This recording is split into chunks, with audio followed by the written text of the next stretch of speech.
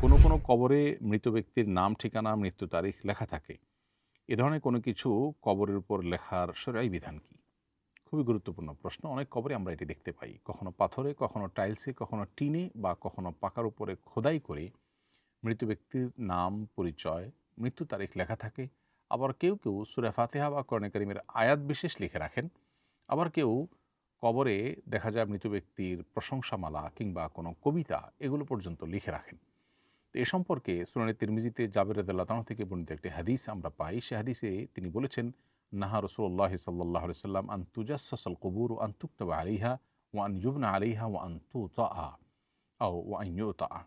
যার অর্থ হলো যে নবী করিম সাল্লাল্লাহু আলাইহি ওয়াসাল্লাম কবর পাকা করতে নিষেধ করেছেন, কবরের উপর কোনো কিছু লিখতে নিষেধ করেছেন এবং কবরের উপর কোনো স্থাপনা নির্মাণ করতে নিষেধ করেছেন এবং কবর মাড়াই করতে বা কবর পা দিয়ে পাড়াতে নিষেধ করেছেন।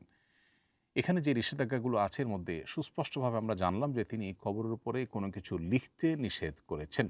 এজন্য কবরের উপরে কোনো কিছু লেখা অনুচিত।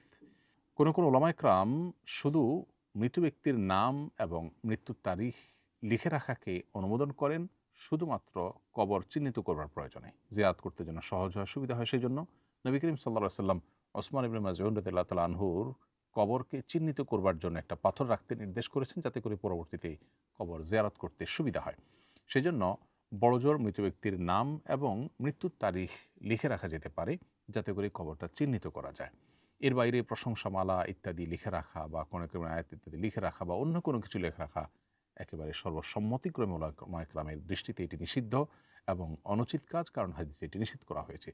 যদিও অনেক ওলামা একরামের মতে কোনো কিছুই লেখা উচিত না। অতএব কবরের উপরে লেখাজোখার পর আমাদের সতর্ক থাকা দরকার।